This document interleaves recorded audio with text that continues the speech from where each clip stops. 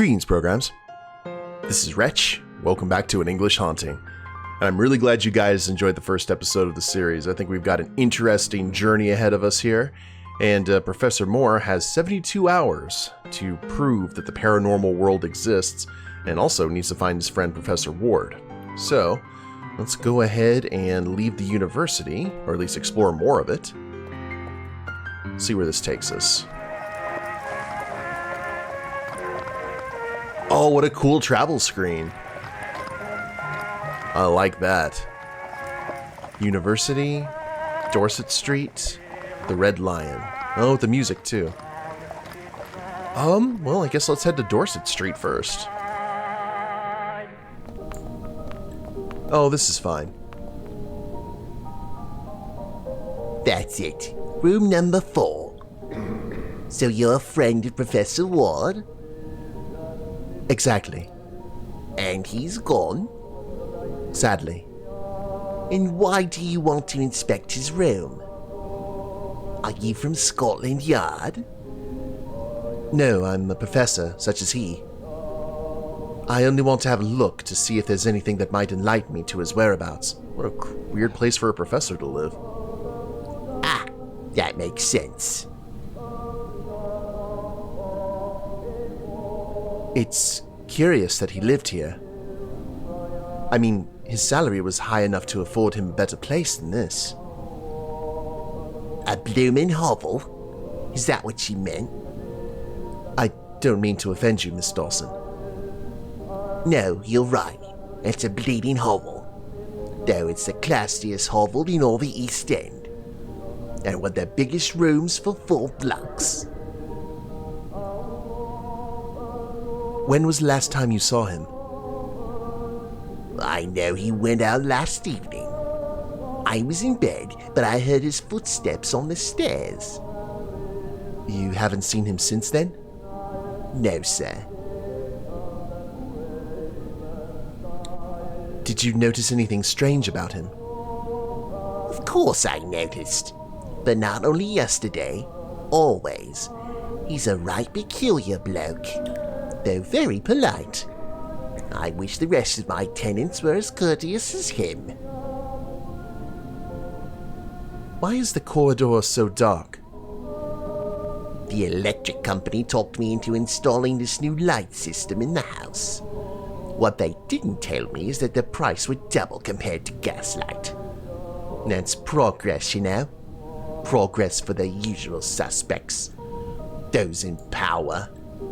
I've told the tenants not to use the corridor light unless they want my bills to start affecting their rent. Would you do me the kindness of lending me the key to the room? I don't have it. What?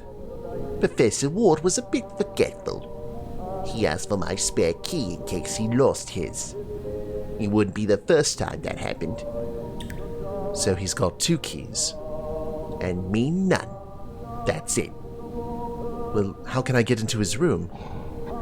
You can wait for the locksmith to come tomorrow. Call the locksmith. I'm afraid I don't have that much time. Or you can try to open it yourself somehow. I won't object. Just try not to break it. I'll be downstairs if you need me. Chin on her. Oh, dark corridor. What could possibly go wrong here? Well, we got a light switch. A lamp. A3?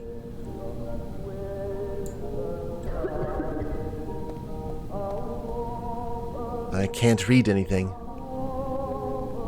Alright, well. One moment. There's something inside the lamp. I can't reach it. Alright, Mr. Skeleton Arm. I could use the skeleton arm to carefully remove the crystal from the lamp. Damn, it's not long enough. Maybe a little jump will help. What was that? Curses.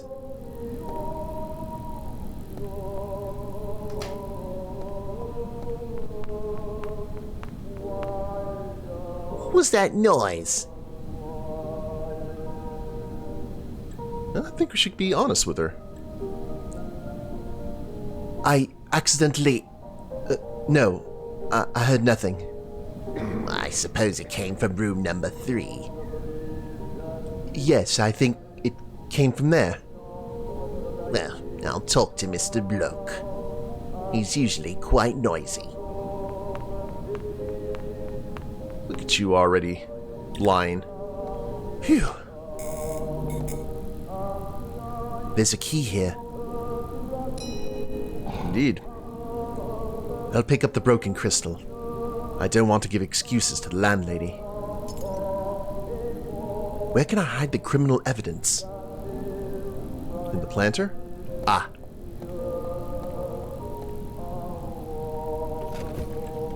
Nothing to see here.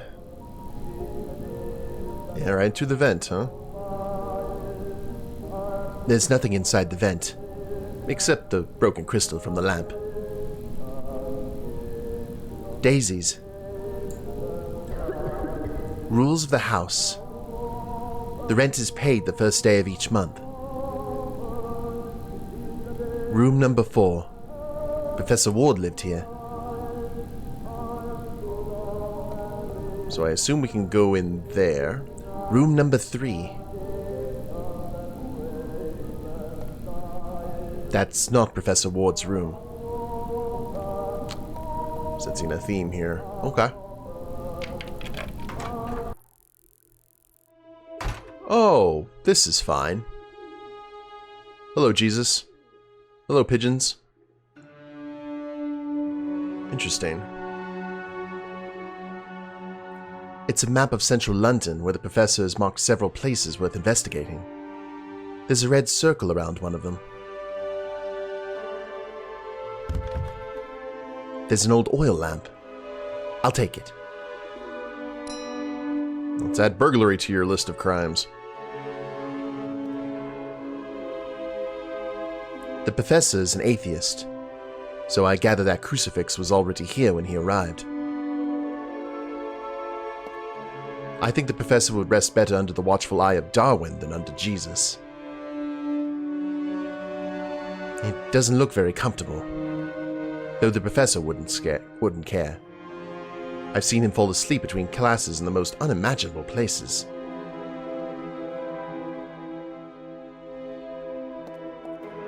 Shoo! Huh, flying rats achievement unlocked. Okay. The street is full of tramps and drunkards. The professor felt more comfortable among them than among his colleagues. Desk. Shelf. There's a notebook on the desk. The House of Benwell Street. It is discouraging to discover that all the places worth investigating were in the end either frauds or a waste of time. However, I found a location that, if my inquiries are correct, could afford a unique opportunity to me and my colleague, Professor Moore. It's an old, impressive building located at 34 Benwell Street. Its original owner was Thomas Highmore, a widower philanthropist who lived in the house during the early years of the last century. After his death, his heirs rented the house to several tenants. One of them, Frederick Price, reported strange blows coming from the basement to the police. Raps? An officer corroborated the facts, to which he added, as is stated in his report, that several objects in the room started to slowly move without human intervention. A police report that confirms unexplained supernatural phenomena. Contrary to the account of a normal witness, which is always an act of faith to consider believable, this changes everything. No police officer of sound mind would cast doubt on his professionalism by falsely signing a report such as this. So we can be sure this is an account we can accept, and thus a very valuable one. Terrified, the Prices left the house 2 months later. Their place was taken by a Benjamin Jones. By searching through the documents of the estate agency that managed the property, I found a report stating that the tenant abandoned the house 4 weeks later due to constant unspecified occurrences in the basement. In my investigation, I found 2 other cases with that basement as the epicenter of supernatural activity, but I've yet to verify them. I still haven't informed Patrick about this. We could be dealing with another dead end, and if someone has to waste his time with this, I'd rather it be me. My instinct, though, tells me 34 Benwell Street is the place we've been dreaming of all these years. Professor Nelson Ward, October 14th, 1907. 34 Benwell Street.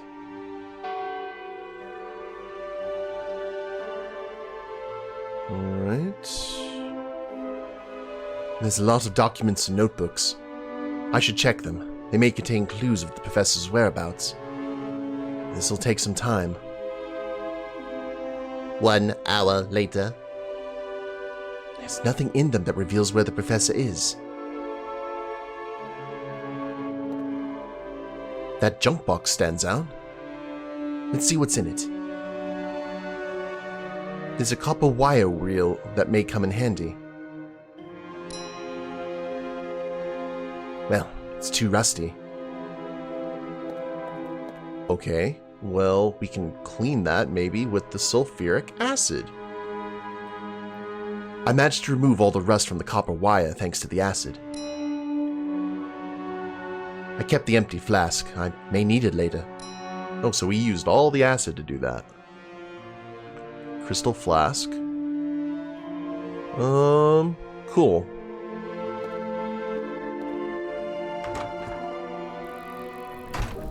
That seemed to be everything. Let's double check. I don't know if there's necessarily a lot of pixel hunting in this game, but... Okay, I think we're good. Now let's be nice. I'd rather keep the corridor lit. Fair enough. Go ahead and run up that lady's electricity bill. Alright, Dorset Street, there's 34 Benwell Street. Let's see what's going on at the Red Lion.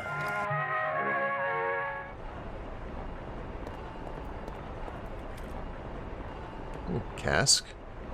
We got people walking around. Doggy's eating some corpse of some sort, maybe? Or some fruit. Prostitute. The Red Lion.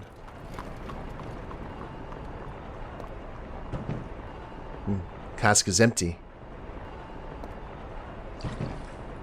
Well, it still contains wine, perhaps a quarter full. The spigot is swollen and damp. My hand slips when I try to open it. So the flask wouldn't work. First I should manage to open the spigot for that. Which I don't think we have anything to really help that out. Oh no, I'm not going to pet a mangy, flea-ridden dog. Might even have rabies. It's rude.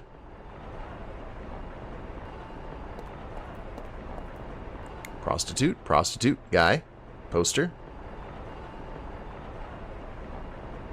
Excuse me. Yes. I'm looking for a man. Ha! You've got the wrong straight, mate. It's only ladies working here. What? No, I meant... Never mind. Forget it. Jesus, another one of those.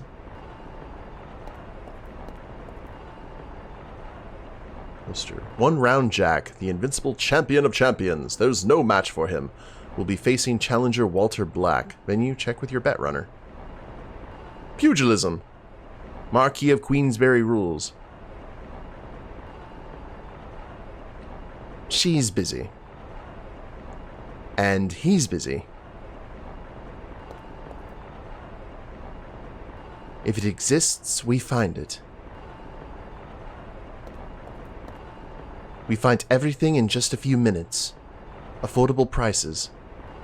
Donovan and Fletcher, huh? Newspaper clipping agency.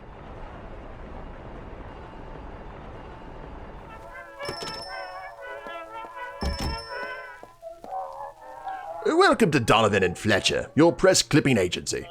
My partner, Mr. Donovan, is not here at the moment. My name is Oscar Fletcher. It's a pleasure to welcome a new client. Do you know what a press clipping agency does, sir? No, it's my first time coming to a place like this. Imagine you need information about specific facts or data collected by the press. We have a team of people dedicated to reading dozens of newspapers every day and cataloging each article. I see. Therefore, we can offer you any information that's appeared in the newspapers in a matter of minutes. So you're Google. Interesting. Got shelves inside the office. I don't know if we'd be allowed necessarily. Ah, I see you're looking at our new notice board. We want to support local businesses by offering visibility to neighboring shops. So far, only Mr. Lockley has availed himself of it. Hugh Lockley, are you struggling with anxiety, stress? Is your body not cooperating? Hugh Lockley, renowned psychologist, can help you. Visit him at 14 Barton Lane. Do you like the unusual promotion method? It's a revolutionary idea of Mr. Lockley's. Feel free to take one of his business cards from the ad if you like. Neat. And we have a new place to go. Ah, yes.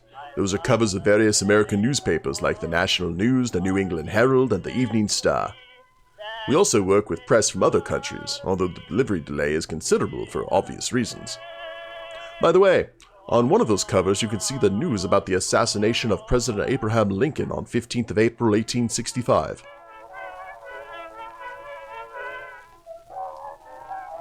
Okay. So we can see the ghost of Lincoln during this game? Oh, those are bound issues of the London News, the Globe, the Observer, and the London Evening News.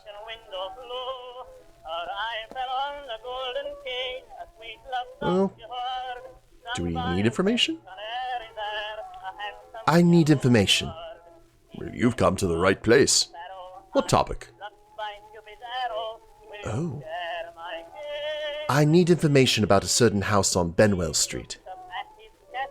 Could it be number 34? Yes. How did you know? Recently a client asked us for all the articles related to that particular place. Might your client's name be Nelson Ward? Exactly, Professor Nelson Ward. Do you know him? He's my colleague. I could share with you what you found. I remember that information very well. Excellent. We could only find 2 pieces of news. The first one is related to several disappearances of young women during the second decade of the last century. The police questioned the tenant of number 34 Benwell Street, Thomas Highmore, as a suspect. Jack the Ripper? It was a scandal, as the man apparently had nothing to do with those disappearances. He even sued Scotland Yard, and the police had to apologize publicly. Unfortunately, the pressure he was under got the better of him, and he committed suicide in the basement of that house. The second news article dates back to 1824, if I remember correctly. Tenants there complained of strange sounds in their basement. The police certified the facts, but could not give any rational explanation. Anything else of interest about that house? We didn't find any more news related to the matter. I appreciate the information.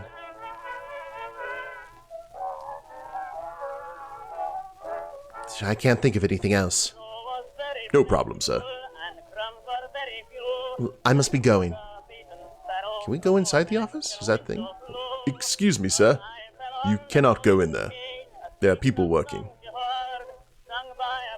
Well, we know a little bit about all the bad mojo going on at the house. Can't wait to go there. So we need as much info as possible. And is this the... Okay, exit out. Let's head inside the Red Lion.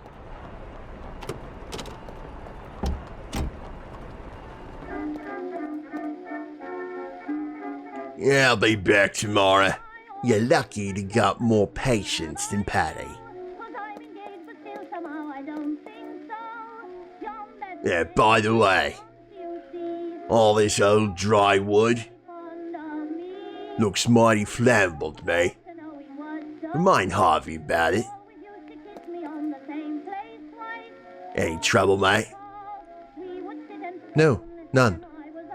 Then get out of my way. The Red Lion. According to Mr. Cook, the professor used to come to this tavern accompanied by a mysterious woman. I hope they can tell me who she is. Queen Victoria and her son, King Edward. God save the king! And the Queen, who has taken away as much joy as she's given distress with her wars. Burp. Alright. Cask, dartboard. Ooh. Hey, that cask is mine to handle. What? My apologies. Damn it. These bourgeoisie think everything belongs to them. There are more holes in the wall than on the dartboard. Aiming does not work very well with too much alcohol. At night, Harvey can do as he pleases, but as long as I'm around, drinks must be paid for. Signed, Bert. Our patron? Well, I guess we can... Oh, we got the wall. There are numerous framed caricatures of anonymous people. I suppose they must be tavern regulars. Wait, hold on a minute. This one is of the professor. Apparently he was more of a regular here than I thought. What the devil? What's all this ruckus? You just keep on breaking things, Patrick. I'm terribly sorry about that. I just wanted a closer look at the picture and... One of those things. They're done by an old man who spends too much time here. A fellow named Tennille. Harvey says they're worth a lot. But to me, they're just scribbles. You know what? If I hang it back up with the glass broken, Harvey's gonna go ballistic. Pick it up and toss it away. There's plenty of them on the wall. Harvey won't miss this one.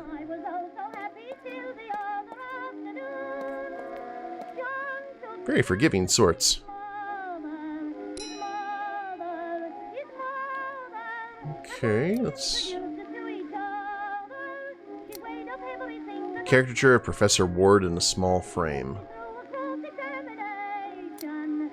The address of the renowned psychologist Hugh Lockley. Alright, notebook, copper wire, I think everything else is in pretty good shape. Well, an old oil lamp, it has a bit of fuel. Just go right into the notebook. Sometimes you can get items from examining the stuff that you already have. No trace of rust on the copper wire. A simple, thick crystal flask. I'd better ask the bartender first. He must know his clientele better. Mugs. You might be used to taking whatever you please, but not at the Red Lion. If you want a drink, you pay for it. I'm sorry? You tried, didn't you? Tried what? Bah! Martell Gin. I don't know it. Must be one of those cheap drinks. Oh, my apologies. Next time you come to the Red Lion, I'll have a 27 Cockburn ready for you. Oh, I'm sorry. I meant no offense. Bloody bourgeoisie. I think the Cockburn is probably outside, to tell you the truth. Guy... Is there anything else? Alright. Tavern keeper. Good afternoon. Drinks are paid for in advance. I suppose you won't have an issue with that. Who was that guy? What guy? The one who was threatening you. Ah. Where are you from? Hyde Park? Berkeley Square? Belgravia. Oh, Belgravia! Towering buildings made of gold and streets lined with petal carpets. It's no wonder someone like you wouldn't know Paddy's men. Paddy? Is he a thug? Will you keep your voice down, you fool? Maybe you don't need his services, but in this place, he's indispensable.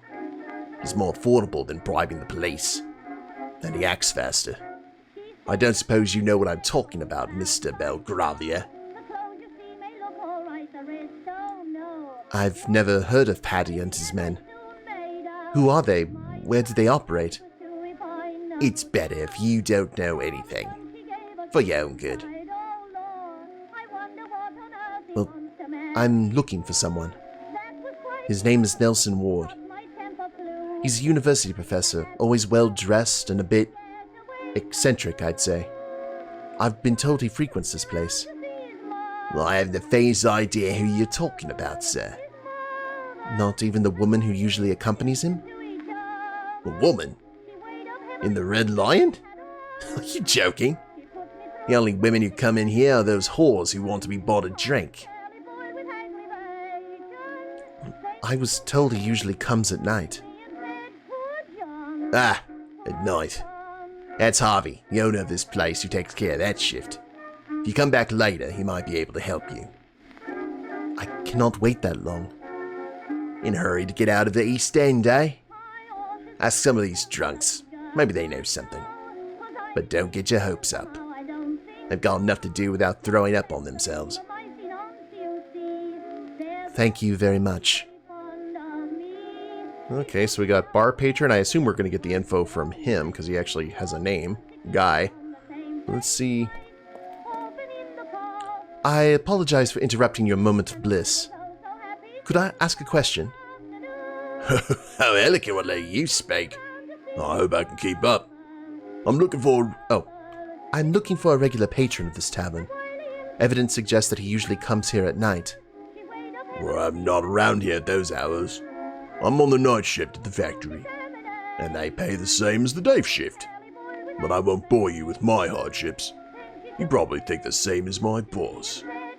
So your friend's a regular at this dive at night, huh? You should ask Harvey when he comes. The owner. I don't have much time to wait for him. One of those troll-ups out there usually hangs around at night too. She does business with those who haven't spent all their money on booze. I think her name is Kate. You should ask her. Thank you very much. You've been very helpful. You're welcome. Oh, that went well. Excuse me, sir. John took me round to say his mother. Ugh. I doubt he's in any condition to form a coherent sentence. Okay, so let's see if we can find Kate.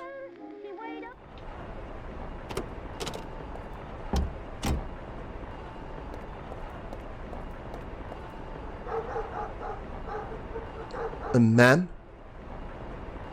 You again? What do you want? Kate, right? No, I'm Ruth. She's Kate. Kate. Kate! What do you want, Ruth? Can't you see I'm busy? Busy? With that one? I didn't say anything because I wanted you to figure out for yourself. He shaved off his beard, but he still smells like a pig. Hey, mind your own business, whore. Hold on a minute. I think Ruth's onto something. You're the guy from yesterday who wanted a piece of us. And without paying. Well, I don't know what you're talking about. I'm new in town. You want free sex? Head to the alley behind that fence. No one ever goes through there.